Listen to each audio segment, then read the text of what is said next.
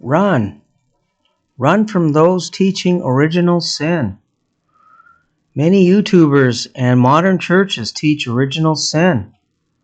This false doctrine teaches that all humans are born fallen because of Adam's disobedience in Eden.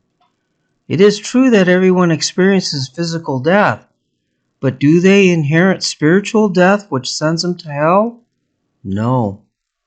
Are babies born guilty sinners with no free will to choose between good or evil?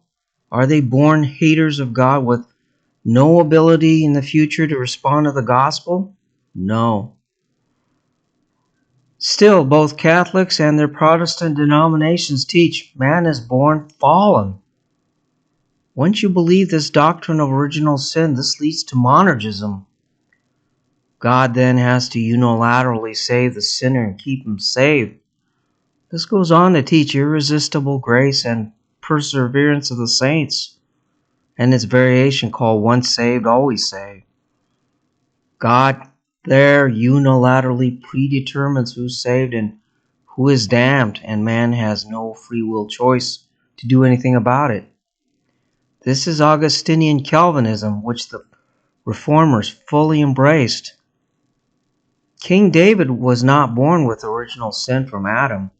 Neither was Jeremiah born a guilty sinner. Psalm 139:13-16 reads, "For you form my innermost parts. You knit me together in my mother's womb, and give thanks and praise to you, for I am fearfully and wonderfully made. Wonderful are your works, and my soul knows it very well. My frame was not hidden from you when I was being formed in secret, and intricately and skillfully formed, as if embroidered with many colors in the depths of the earth. Your eyes have seen my unformed substance, and in your book all were written, the days that were appointed for me, when as yet there was not one of them even taking shape." Jeremiah 4:4-5 reads, "Now the word of the Lord came to me, saying, Before I formed you in the womb, I knew you, and approved of you as my chosen instrument. And before you were born, I consecrated you to myself as my own, and I have appointed you as prophet to the nations."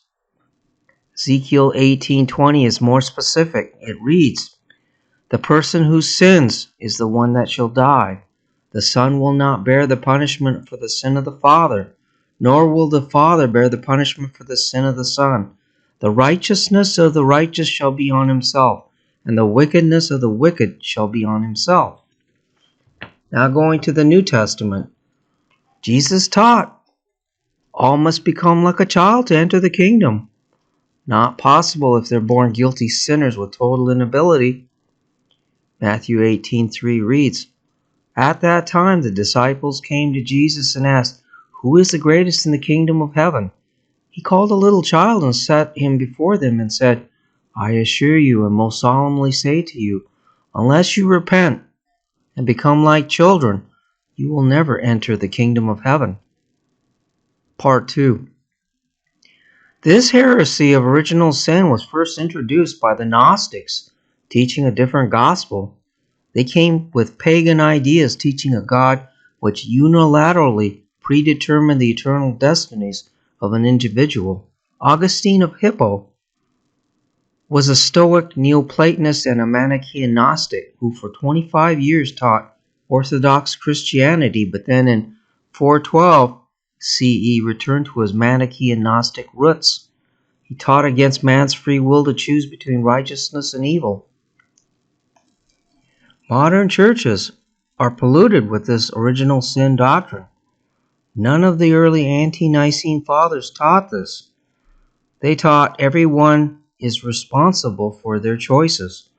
They had free will to choose between sin and righteousness, between life and spiritual death.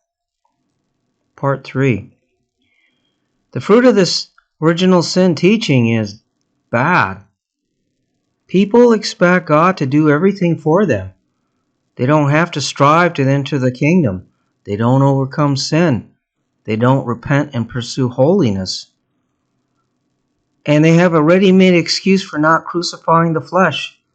They were, quote, born this way. Many in sexual sin proclaim they were made that way. Others claim to continually struggle with it and don't overcome it. But 1 Corinthians 10:13 says, "No temptation has seized you except what is common to man, and God is faithful. He will not let you be tempted beyond what you can bear. But when you are tempted, He will also provide an escape, so you can stand up under it." 1 Corinthians 10:13 says people can escape sinning. God will help if they're willing. The doctrine of original sin is excuse to continue sinning. People choose not to overcome, and they think they're still saved. Once saved, always saved. Your past, present, future sins are covered.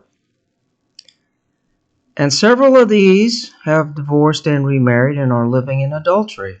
They've been doing this for decades. The fruit is bad, the doctrine is bad, and the numbers are huge. If you hear this doctrine of original sin, that you were born with a sin nature inherited from Adam, don't bother. Leave this church. The doctrine of original sin is heresy. Run from it. God bless.